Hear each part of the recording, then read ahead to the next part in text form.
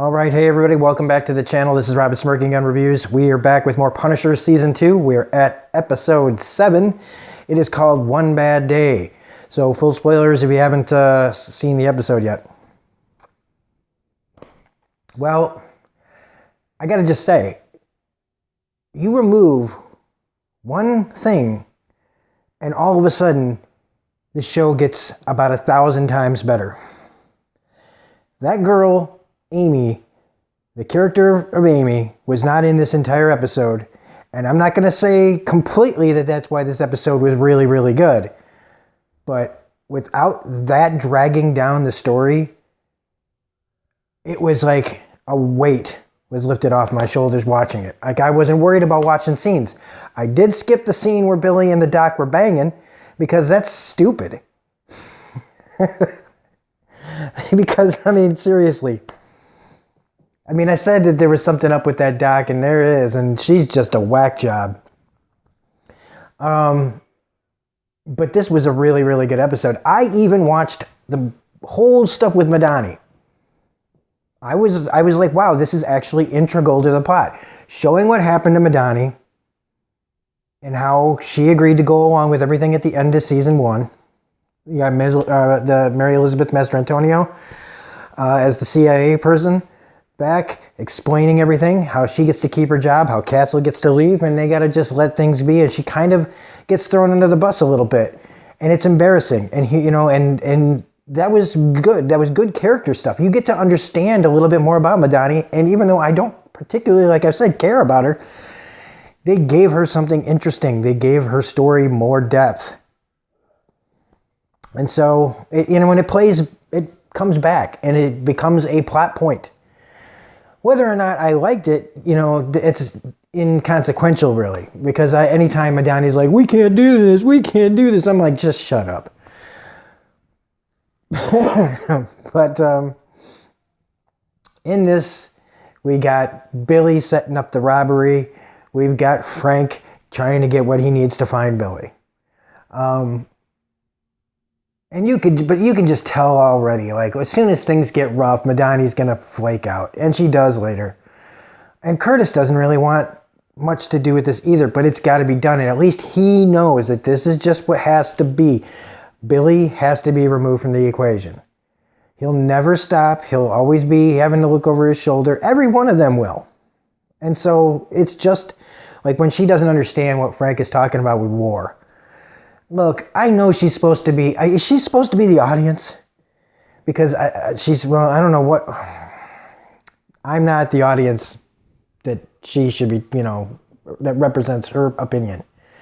All the things that we keep hearing in this show, we've heard it since Daredevil. It makes you worse or not as better as them. And, just like... This is the Punisher. I'm sick and tired of all the morality tales in this. But, it's unavoidable. They're not going to give us the hardcore Punisher like you can sometimes get in the movies. Even the Thomas Jane one, that even though I like Thomas Jane, it got bogged down with, like, characters that wanted to bring Frank around. And I never saw Punisher Warzone. I hear it was terrible. But... you know what? To be honest with you, it looks like batshit crazy. So maybe I should check it out because it doesn't look like anybody cares what Frank's doing to people in that movie at the very least. I do like Billy's setting up, how he's training the guys to go on this mission. Really, he's just going right back into his old patterns. He had that taste of power. He wants it back. He wants his old life back. And she doesn't, the doctor doesn't understand. Like, you wanted his best self. Well, this is him trying to get to it. And then Frank, they track down that Jake guy who's like a meth head.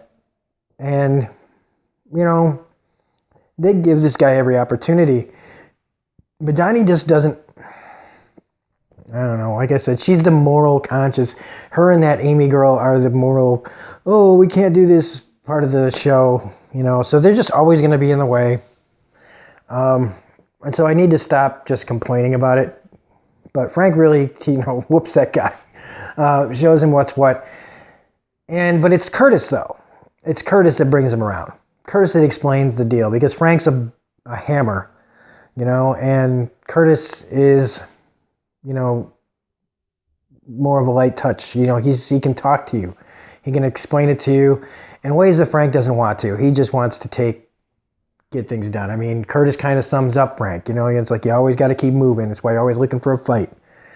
You know, you can't take the slow way, the way that, you know, the smarter way or whatever. I don't know if that's true or not, but so the scene though that was the best was the robbery. So they almost get to Rousseau in time, but the robbery was like really well done scene. As far as like heist scenes in television go, and I'm counting this as a television, you know, even if it is on Netflix and it's streaming and you can watch all the episodes without commercials and all that jazz. That was a really interesting way to do it, because even the lady who doesn't want to open the door to let them steal the things was entertaining. She had something smart to say. She reminded me of like what a New Yorker is like, you know, somebody who just not going to lay down. And Billy being professional. Like, I actually thought that he was just going to turn that place into a fucking bullet festival. I mean, he did threaten to put the hand grenade in there, but then she called his bluff. And if it wasn't for the other people, you know, the writers wanted it to happen, but they had to make it longer, I guess, probably so that they could explain how Frank got there. But he doesn't even kill anybody. I actually kind of gave it up to the writers on that not making him completely batshit at this point. And that he's trying to do, I don't know, do something terrible in a professional way. When Frank gets there, though, dressed up like Jake, I thought that was pretty stupid. It's iconic. He's in the street with the mask. Rousseau! Look, man, you were there to just shoot him, right? You're there to put him down and walk away. Instead, they put on a show. He stands there, sees the skull. It does fuck him up. He can't do anything. But all Frank had to do was shoot him. Do you think Frank would miss unless the writers wanted him to miss? No. The character would have just, boom, Billy's dead, show's over. But instead of being smart and just, they did that. Now, the scene was well shot. Now, pun intended. You know, a nice street shootout. Again, this was a really good episode. And, you know, a whole bunch of his crew go down. I didn't realize that one guy was going to be a sniper. That was interesting. And they take off, they tear ass, and Frank is in hot pursuit. And this is the reason why this episode works. Besides, you know, like, you get rid of Amy. Boom. Because we don't need 2 or 3 freaking consciences in this show called The Punisher. Not the objective, you know, conscientious objectiver.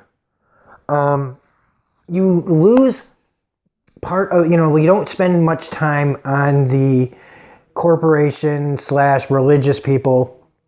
We do have that cool scene in the tech lab. That tech lab was one of the best parts of the episode too. She was genuinely written well. She was acted well. She was funny. She was memorable. And I dug that too. So that worked. This story the plot was moving forward. And we were just doing one thing. We weren't trying to talk about 3 different things in here. I mean, they mentioned the Russians and things like that, but see what happens when they can just cut the fat out and you get a good episode.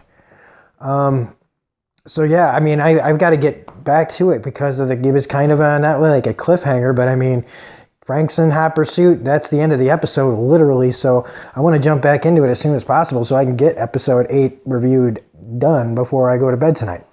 So anyway, thankfully, I mean, this is like finally an episode that I'll look back on when I think of the season. And if anybody want to ask me what are the best episodes, I can at least say that this one is. So anyway, if you liked this review, please hit the like button. God, I love that. Why isn't he in that more often? Probably conspicuous wise and stuff, but if you like this video, please hit the like button, comment, share, subscribe, all that jazz. Otherwise, this is Rob at Smirking Out Reviews saying we'll be back with episode 8 in a little while. Otherwise, have a great night, and we will see you later.